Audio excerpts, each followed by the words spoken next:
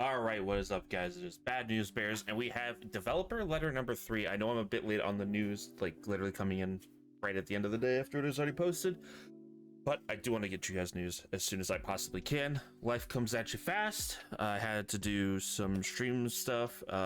My first time playing with the new team. I had work today. I'm trying to sell some Pokemon cards so I can buy some Magic cards. I had some other personal life issues. But we're here, and the news is coming, as I always said I would. Thank you so much for your continued support of Squadra. In this developer letter, we'd like to share some info that we couldn't touch about in the Squadra Talk. The Squadra Talk videos are made weeks and months in advance, so quick updates that were not in the original pipeline are better communicated through these letters. And we love these letters. These are fantastic. They need to keep doing these. This is one of the very few, though they are getting more positive. This is one of the very few big positives out the gate of Gekishin Squadra is the developer letters. Season 2 directions. New heroes. Starting Season 2, the period where a new hero character acquisition is limited to Dragon Gems will be shortened greatly. Ding ding ding, free-to-play players. Original direction was that new heroes will be added to the Star Collection after a season's worth of time has passed, but from Season 2, it will be new heroes will be added to the Star Collection when subsequent new heroes is added to the in-game roster. So this is approximately going to be 3 weeks of paywall. This is a significant improvement. I think this is, in my opinion, acceptable because you have Unite that does sort of the same thing. I think Unite's only a week. It might be 2 weeks. I'm not entirely sure, but I think this is acceptable. I think having free-to-play players be one character behind isn't that big of a deal. If you are trying to compete in tournaments, I understand it is a big deal for that. If you're willing to compete, or if you want to compete, you should be willing to fork it over anyway. That's my opinion.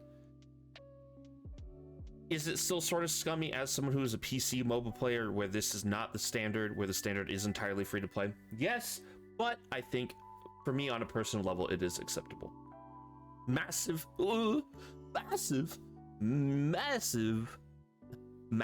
improvement for free to play players. That's great. I mean, it's fantastic for everyone, really. Big step in the right direction. Now the issue is the Star Collection, which I do see that the next header is Star Collection balance changes.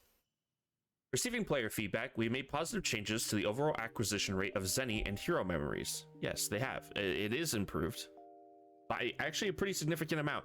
If you are willing to play tech, dude, the amount of Zenny you can get from just clicking fill every game if you are a grinder is actually pretty decent. You have to remember too, the new season starts Wednesday morning at 2 a.m. EST. The new battle pass is coming out. That's a lot more Zenny that's coming as well, so keep that in mind. Also, all your character badges are reset, so that's even more Zenny also coming on top of that. One of the major changes is locking the first reward slot of memories when concluding the match to always provide for the hero the player has used in the round. So for those of you who really want to grind statues, who care about statues of your favorite character, like if you're a Zamasu one trick or a Daimao one trick, looking at you, Charlie Mac, you can actually progress that character faster than other characters now. Or if you're someone who just wants to chase rewards, you just play the character that's the closest to ranking up. So the second reward slot and beyond, which is unlocked by owning more heroes, will still provide random hero memories. Another major change to remove the cap for available bonus points when choosing the flex roll before matchmaking. So there is a soft cap, there is a cap. I don't know what the number is, but after you get a certain amount per day, you can't get any more. They're getting rid of that. So you can just keep queuing flex and you can just bang, bang, bang, bang, bang. It's lit. Now players can receive bonus points, which in turn unlocks bonus missions for more Zenny as many times as they play with the flex roll.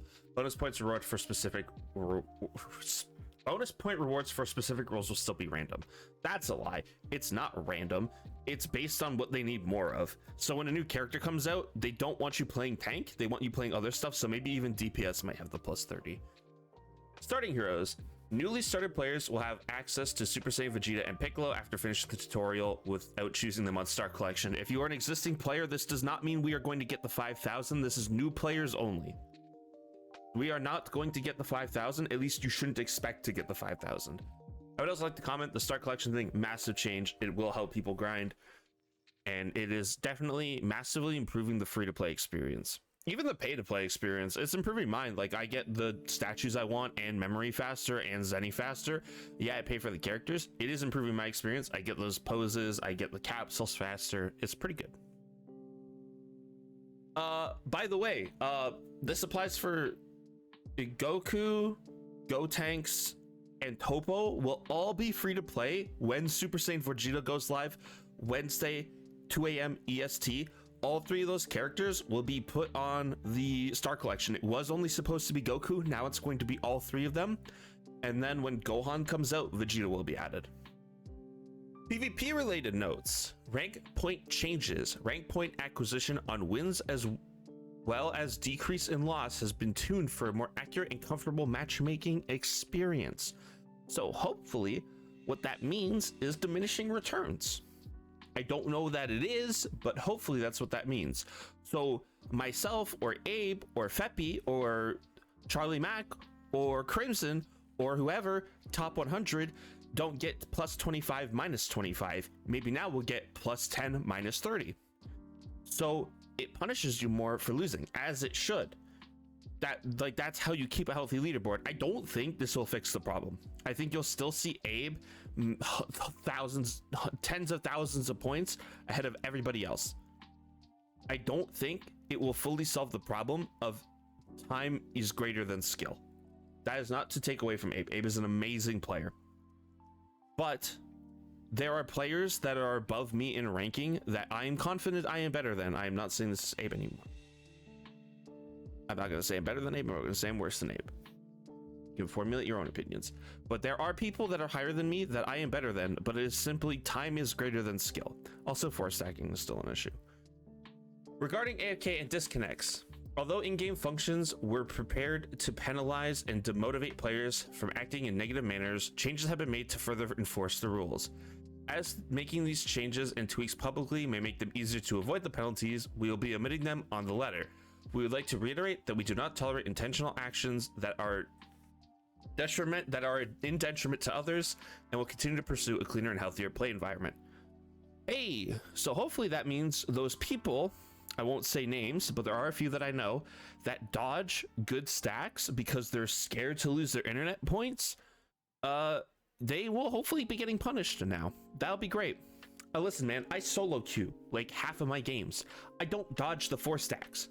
I see Feppy's 4 stack, I see Aizen's 4 stack, I go, oh well, probably gonna lose this game, but maybe I'll do the haha funny and beat the 4 stack.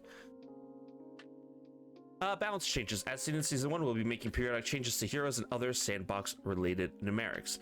But specifically in the first 2 weeks of December, we do not have any plans to make any balance changes to lock in the sandbox for the Squadra Blast tournament, which is great because it shows that they care about the competitive environment, which helps grow the game.